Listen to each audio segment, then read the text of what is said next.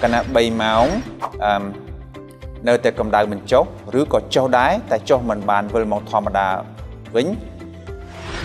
cái ai ao pra năm mộtประเภท tiệt កុំប្រើថ្នាំដដែលពីព្រោះថ្នាំដដែលឧទាហរណ៍ដូចជា paracetamol គម្លាតយ៉ាងកំសុយក៏4ម៉ោងតែល្អបំផុត6ម៉ោងដើម្បីជៀសវាងនឹងការពុល toxic ទៅលើថ្លើមក្នុងក្មេង6ម៉ោងល្អបំផុតអញ្ចឹងបើសិនណាជាកម្ដៅមិនចុះមុន6ម៉ោងឬក៏វាចុះដែរតែវាឡើងក្នុងមុន6ម៉ោងគួរជ្រើសរើស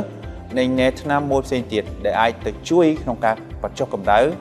ដែលយើងប្រើរាល់ថ្ងៃហើយគ្រូពេទ្យកុមារភាគច្រើនចូលចិត្តប្រើដែរគឺឲ្យឈ្មោះថា ibuprofen នេះឯងអញ្ចឹងការប្រើមានការឆ្លាស់គ្នាបានប៉ុន្តែកុំឲ្យមុន2ម៉ោងអូខេកុំឲ្យឆ្លាស់គ្នាមុន2ម៉ោងកុំដាក់ថ្នាំមួយមុខហើយមិនទាន់បាន1ម៉ោងផងទៅដាក់មួយមុខទៀតកុំអាមិនចាំបាច់ទេ